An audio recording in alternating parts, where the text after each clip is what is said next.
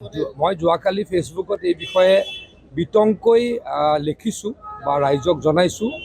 ৰাইজে এই বিষয়ে চিন্তা চৰ্চাৰ কৰিব সময় হৈছে।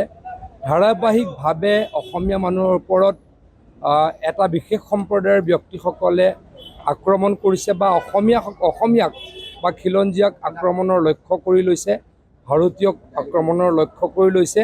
এয়া আমাৰ কাৰণে অশনি সংকট হয়। আমাৰ চৰকাৰে কঠোৰ হাতেৰে দমন কৰিবলৈকে চেষ্টা চলাইছে, কিন্তু কেতিয়াবা আইনৰ সুৰুঙা লৈও তেওঁলোকে পলাবলৈকে বা বাচিবলৈকে সক্ষম হোৱা দেখা গৈছে। এইটো অত্যন্ত গৰ্হিত কথা হৈছে বুলি মই অনুভৱ কৰোঁ। কিন্তু আমি চৰকাৰে বা আমাৰ প্ৰশাসনে এই ক্ষেত্ৰত নিশ্চয়কৈ কঠোৰ হ'ব আৰু কঠোৰ হ'ব, কিন্তু ৰাইজেও এইবিলাক কথা ভাবিব লাগে।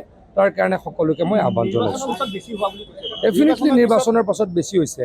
মুখ্যমন্ত্ৰী ডাঙৰীয়াই কৈছে, আপোনালোকে দেখিছে যে আমাৰ যেতিয়া কোড অফ কণ্ডাক্ট চলি আছিলে, আমি কিছু কাম কৰিব নোৱাৰোঁ। তেতেই বৰপেটাত অসমীয়া গাঁৱত এটা বিশেষ সম্প্ৰদায়ৰ ব্যক্তিসকলৰ আক্ৰমণ হ'ল। ধুবুৰীত কোচ ৰাজবংশীসকলৰ ওপৰত সেই বিশেষ সম্প্ৰদায়টোৰ আক্ৰমণ হ'ল।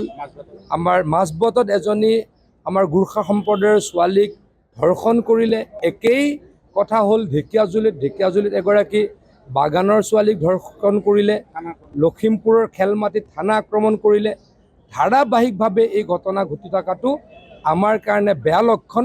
কিন্তু এটা কথা আমি সকলোৱে উপলব্ধি কৰিছোঁ, কংগ্ৰেছে যে আগতকৈ অসমততো ভাল ফলাফল লাভ কৰা নাই। কংগ্ৰেছৰ 3টা সমষ্টি আছিল, 3টা সমষ্টিয়ে জিকিছে। অসমত আমি 92টা সমষ্টিত আমি জয়লাভ কৰিছোঁ, আৰু কংগ্ৰেছে 78 লাখ বা 79 লাখ ভোট যি পাইছে, তাত 58ৰ পৰা 60 লাখ ভোটেই সেই বিশেষ সম্প্ৰদায়টোৰ ব্যক্তিসকলে দিছিলে। গতিকে অসমত কংগ্ৰেছৰ বিশেষ একো ভাল হোৱা নাই, কিন্তু আমি যোৰহাটত পৰাজয় বৰণ কৰিলোঁ। তাৰ কাৰণে এই বিশেষ সম্প্ৰদায়ৰ ব্যক্তিসকলে ভাবে যে কংগ্ৰেছ দল আকৌ শাসনলৈকে আহিব, আমি এতিয়াৰ পৰা অত্যাচাৰ কৰিম আৰু অসমীয়াক এতিয়াৰ পৰাই মুখিমূৰ কৰিম। এয়া হ'বলৈকে দিব নালাগে। সকলোৱে এই ক্ষেত্ৰত সজাগ হওক, তাৰ কাৰণে অনুৰোধ কৰিছোঁ। কেবিনেটততো পলিটিকেল কথা আলোচনা নহয়। চাওক, অসমত বেয়া পৰিৱেশ হৈছে, পৰিৱেশ কৰিবলৈ বিচাৰি আছে। আজি হয়তো হিমন্ত বিশ্ব শৰ্মা ডাঙৰীয়া অসমৰ মুখ্যমন্ত্ৰী নাথাকিলে আৰু বেয়া কৰিলে হয়, কিন্তু ইয়াতকৈ বেয়া হ'বলৈ নিদিওঁ। চৰকাৰ এই ক্ষেত্ৰত নিশ্চয়কৈ কঠোৰ হ'ব, কিন্তু অসমৰ মানুহে অলপ বুজিব লাগে যে কংগ্ৰেছৰ নেতা কৰ্মীসকলে বিশেষ সম্প্ৰদায়ৰ ব্যক্তিসকলক তুষ্টিকৰণ কৰে, তেখেতলোকক সহায় কৰে, তেখেতলোকে এই কামবিলাক কৰিলেও গৰিহণা নিদিয়ে, আৰু এই কামবিলাক কৰিলে ইনডিৰেক্টলি তেওঁলোকে উদগনি যোগায়। ডেফিনেটলি ভাবে যে নৰ্মেলি ক'ত জিকিছে, নগাঁৱত কংগ্ৰেছ জিকিছে আৰু ধুবুৰীত জিকিছে।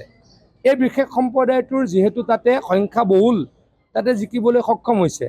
কিন্তু কাকতালীয়ভাৱে যিহেতু যোৰহাটত আমি হাৰিলোঁ, এতিয়া এই বিশেষ সম্প্ৰদায়ৰ ব্যক্তিসকলে ভাবিবলৈ আৰম্ভ কৰিছে যে অসমত কংগ্ৰেছ চৰকাৰ আহিব, অসমত কংগ্ৰেছ চৰকাৰ আহিলে আৰু কৰিম। আৰম্ভণি কৰিয়ে দিলোঁ, কি কৰিম আৰম্ভণি কৰি দিলোঁ। গতিকে এইটো তেখেতলোকে অসমীয়াক ধাৰাবাহিকভাৱে, খিলঞ্জীয়াক ভাৰতীয়ক ধাৰাবাহিকভাৱে আক্ৰমণ কৰিব বিচাৰিছে। আমি ইয়াক হ'বলৈ নিদিওঁ। আমি ৰাইজক সতৰ্ক হ'বলৈহে অনুৰোধ কৰিছোঁ।